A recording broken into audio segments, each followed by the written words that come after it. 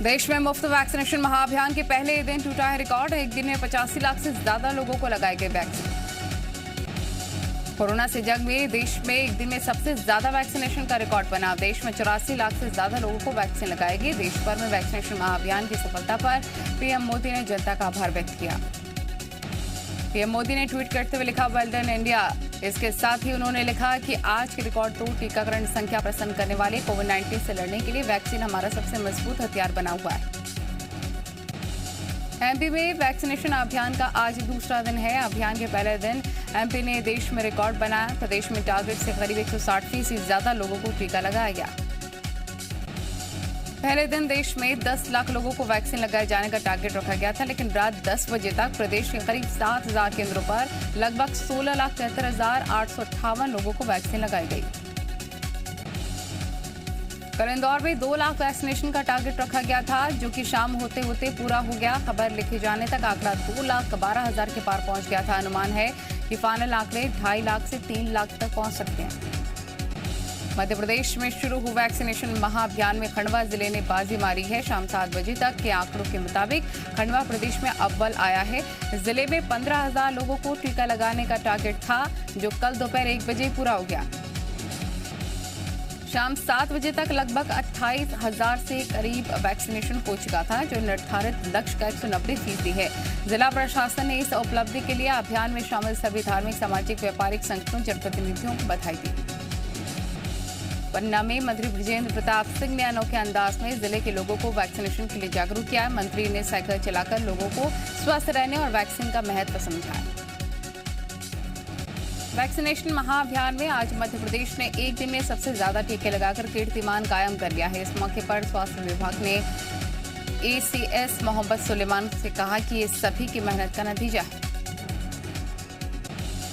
ग्वालियर में वैक्सीनेशन महाअभियान को सफल बनाने के लिए जनता और स्वास्थ्य कर्मचारी का ऊर्जा मंत्री प्रद्युम्न सिंह तोमर ने धन्यवाद दिया। हजीरा सिविल अस्पताल में लक्ष्य हासिल करने के लिए मंत्री ने स्टाफ को मिठाई खिलाई है। इस दौरान ढोल नगाड़े बजाकर खुशी मनाई गई। मंत्री प्रद्युम्न सिंह तोमर ने चैम्बर ऑफ कॉमर्स में बैठकर वैक्सीन लगवाने वालों को खुद ही पर्ची काटी है। आपको बता दें कि जिले में 79,124 लोगों को टीका लगाया गया है, जो कि लक्ष्य 50,000 का था।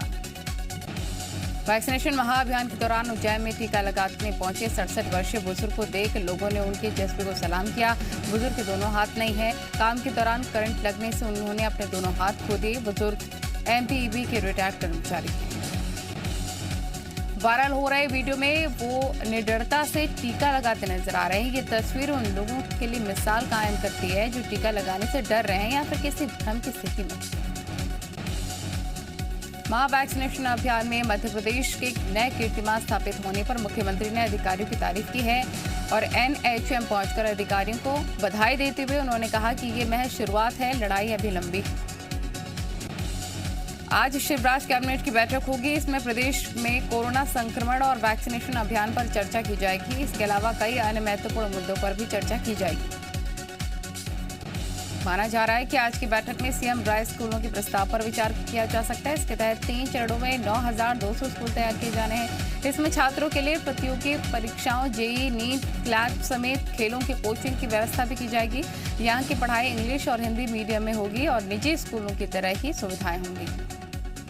छत्तीसगढ़ के मुख्यमंत्री भूपेश बघेल लगातार जिले में विकास कार्यों का लोकार्पण और भूमि पूजन कर रहे हैं। मुख्यमंत्री आज 16 जिलों में 238 करोड़ 56,86,000 और 658 रुपए के विकास कार्यों का लोकार्पण और भूमि पूजन करेंगे। ये कार्य जल जीवन मिशन के तहत किए जाने हैं। कांकेर में 47 करोड़ और बेमेतरा में 7 करोड़ 98 लाख रुपए के विकास कार्यों का शिलान्यास और उद्घाटन होगा। मुख्यमंत्री भूपेश बघेल इस कार्यक्रम में सीएम आवास की वीडियो कॉन्फ्रेंसिंग के जरिए शामिल होंगे। इस दौरान मुख्यमंत्री भूपेश बघेल विभिन्न सरकारी योजनाओं के हितग्राहियों से संवाद भी कर सकते हैं।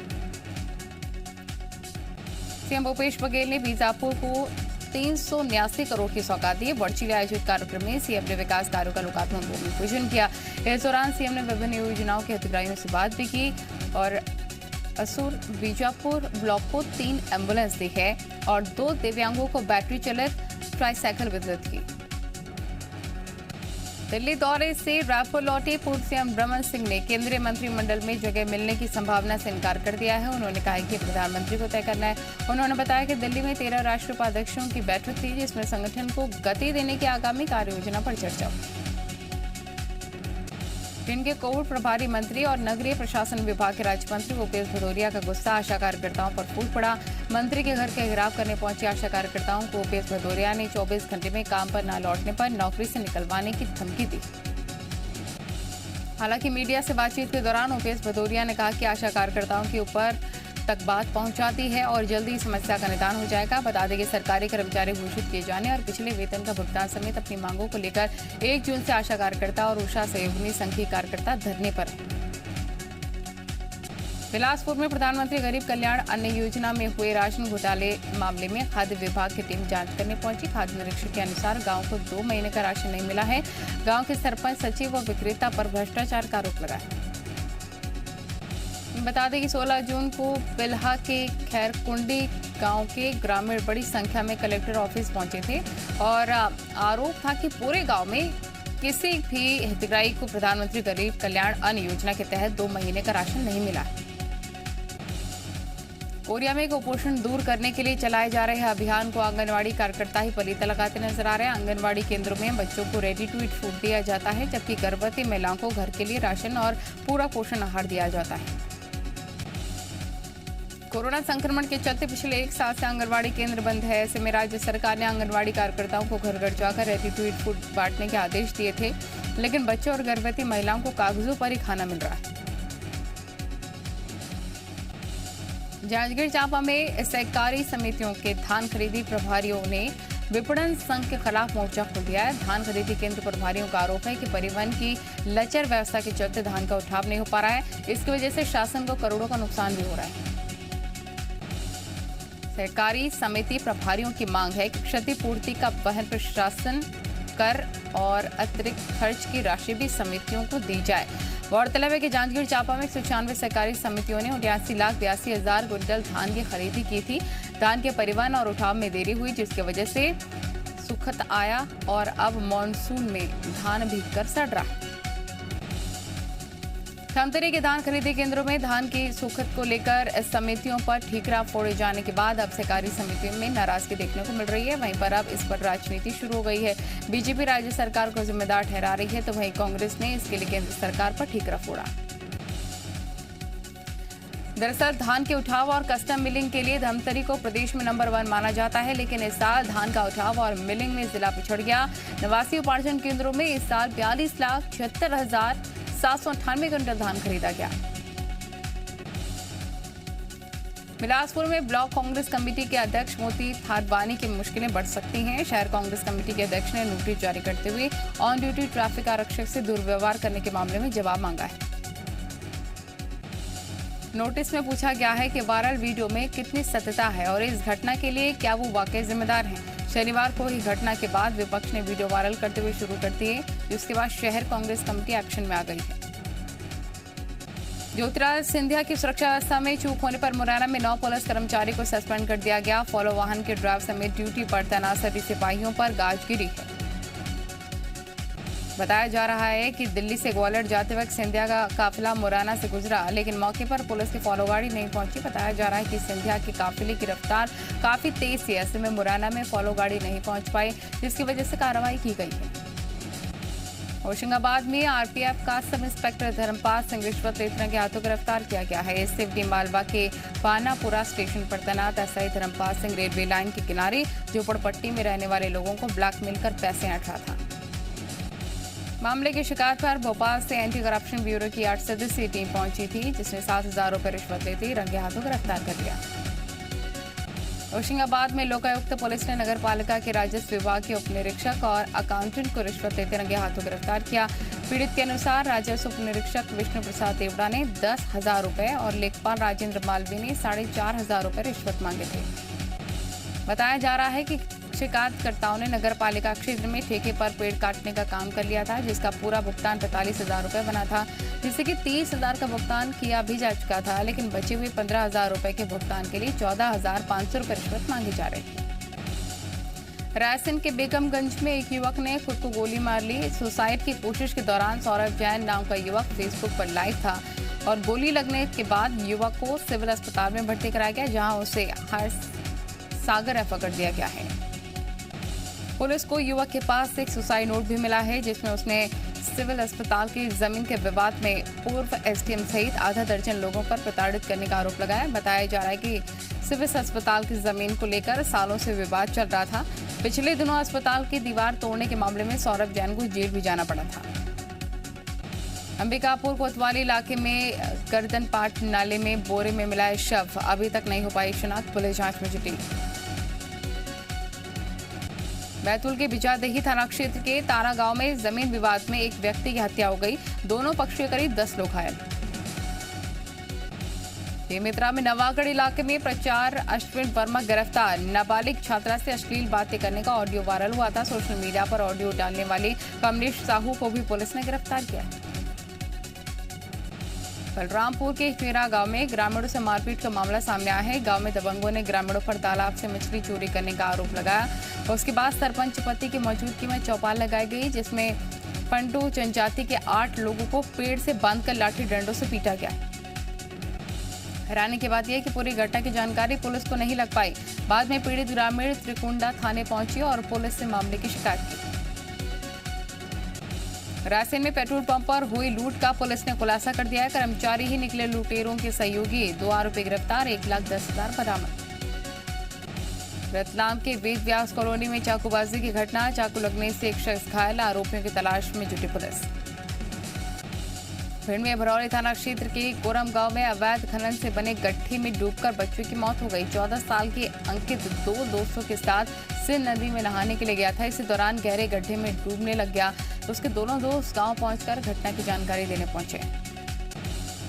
फूलझाड़ू की खरीदी आभूज माड़ के ओरछा में महिला समूह करती है, फिर उनसे नारायणपुर की महिला समूह इसे खरीदती हैं और फूल झाड़ू को सफाई के लायक बनाती हैं, फिर इसे बाजार में बिक्री के लिए ले जाया जाता है।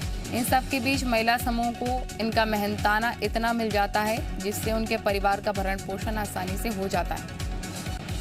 करीब 3 घंटे की मशक्कत के बाद शव को निकाला जा सका है। बताया जा रहा है कि घटना के समय भी नदी में अवैध खनन चल रहा था। बैतूल में वन भूमि पर बने पक्के मकान को ध्वस्त कर दिया गया है और उत्तर वन मंडल के सारणी रेंज में कई सालों से एक आदिवासी परिवार रह रहा था। करीब 2 हेक्टेयर क्षेत्र में महेश माछी का परिवार खेती करता था और यहीं पर मकान भी बना रखा था। 2016 में तहसीलदार ने अतिक्रमण का प्रकरण बनाया था, जुर्माना भी लगाया गया था। उसी भूमि पर बने मकान को अब गिरा दिया गया है। अतिक्रमण हटाने की कार्रवाई के दौरान भारी पुलिस बल तैनात। नारायणपुर के अबूझ माड़ को विकास से जोड़ने की मुहिम रंग लाई है। नक्सली चुनौती के बीच इलाके में पक्की सड़कें बनाकर तैयार हो गई हैं। भूझ माड़ को जोड़ने वाली नारायणपुर से ओरछा, नारायणपुर से सोनपुर और नारायणपुर से कुंडला की पक्की सड़कें बनकर तैयार। कलेक्टर ने बताया है कि इस दौरान नक्सलियों ने कई बार आगजनी विस्फोट कर जवानों को निशाना बनाया, लेकिन जवानों का हौसला कम नहीं हुआ और वे लगातार डटे रहे, जिसके चलते आज इन मार्गों में पक्की सड़क बनकर तैयार हो गई है, जो इन इलाकों में विकास की गंगा बहाने में अहम कड़ी साबित होगी। नारायणपुर जिले में अबूझ माड़ में ग्रामीणों के कमाने का प्रमुख साधन वनोपज है। फूल झाड़ू महिला समूह की आय का भी प्रमुख साधन बन गया है। फूल झाड़ू की मांग बस्तर से लेकर देश की राजधानी दिल्ली तक है। कोरोना के चलते 12 अप्रैल से आम भक्तों के लिए बंद किए गए आगरमालवा के नलखेड़ा स्थित मां बगलामुखी का मंदिर के द्वार आज से खोल दिए गए हैं। शर्तों के साथ मंदिर में आप सुबह 6:30 से शाम 7 बजे तक भक्त प्रवेश कर सकते हैं। नई व्यवस्था के तहत दर्शन के लिए श्रद्धालुओं को वैक्सीनेशन लगा होने का सर्टिफिकेट दिखाना होगा। अगर किसी ने वैक्सीनेशन नहीं कराया तो 72 घंटे के अंदर की गई कोरोना की नेगेटिव रिपोर्ट दिखानी होगी। रायसेन के दीवानगंज में कर्क रेखा स्थित आकर्षक का केंद्र बना हुआ है। यहाँ 21 जून से सूरज की किरणें कर्क रेखा पर 90 डिग्री को कोण में सीधे पड़ती हैं। अगर कोई भी शख्स कर्क रेखा पर खड़ा होता है तो उससे अपनी परछाई भी नहीं दिखती। हर साल दीवानगंज में लोगों की भीड़ लगती है और यहाँ पर आए लोग अपनी परछाई जाते हुए देखते हैं। हालांकि इस साल कोरोना को देखते हुए कर्क रेखा स्थल पर ज्यादा भीड़ देखने को नहीं मिली। मध्य प्रदेश में मानसून ने दस्तक दे दी है। मौसम विभाग ने प्रदेश के 10 संभागों में भारी बारिश का अलर्ट जारी किया है। शहडोल, इंदौर, भोपाल, उज्जैन और होशंगाबाद संभाग में बिजली गिरने की आशंका। कोरोना की दूसरी लहर में मरीजों की संख्या कम होने के बाद भी दिल्ली में फिलहाल बंद रहेंगे शिक्षण संस्थान। डिप्टी सीएम मनीष सिसोदिया ने कहा कि बच्चों की सुरक्षा को देखते हुए बड़ा फैसला। महाराष्ट्र में कोरोना के डेल्टा वेरिएंट का खतरा। राज्य के स्वास्थ्य मंत्रालय के मुताबिक अब तक 21 संक्रमित मरीजों में पाया गया डेल्टा वेरिएंट। यूपी में धर्मांतरण कराने के आरोपी 2 मौलानाओं को कोर्ट ने 3 जुलाई तक न्यायिक हिरासत में भेजा है। यूपीएसटीएस के मुताबिक धर्मांतरण रैकेट में 100 से ज्यादा लोग अब तक 1000 से भी ज्यादा लोगों का करा चुके हैं धर्मांतरण। प्रधानमंत्री मोदी की सर्वदलीय बैठक में शामिल होने को लेकर आज फारूक अब्दुल्ला करेंगे विचार। आज पार्टी के नेताओं और गुप्तचर दलों के साथ करेंगे अहम मीटिंग। पंजाब कांग्रेस में जारी आपसी कलह पर विराम के आसार। सीएम कैप्टन अमरिंदर सिंह ने 3 सदस्यों वाली कमेटी से दिल्ली में करेंगे मुलाकात। साथ ही अंतरिम अध्यक्ष सोनिया गांधी और राहुल गांधी से भी मुलाकात कर सकते हैं। विपक्षी दलों को एकजुट करने के लिए एनसीपी अध्यक्ष शरद पवार ने दिल्ली आवास पर बुलाई अहम मीटिंग। टीएमसी, आम आदमी पार्टी समेत 10 दलों के नेता हो सकते हैं शामिल। मोदी सरकार को घेरने की रणनीति पर चर्चा की जाएगी। बंगाल चुनाव के बाद हुई हिंसा के मामले में कलकत्ता हाईकोर्ट ने ममता बनर्जी पर पुनर्विचार याचिका को खारिज कर दिया है। हाईकोर्ट ने पुनर्विचार याचिका खारिज करने के बाद मानवाधिकार आयोग से इलाके का दौरा कर जांच करने को कहा है। मानवाधिकार आयोग ने जांच के लिए टीम बनाई। गाजियाबाद वायरल वीडियो के मामले में पुलिस का ट्विटर के एमडी पर आरोप। कहा कि जांच में सहयोग करने से बच रहे हैं ट्विटर इंडिया के मैनेजिंग डायरेक्टर। ट्विटर इंडिया के मैनेजिंग डायरेक्टर को 24 जून तक लोनी थाने में पेश होने का नोटिस दिया गया है।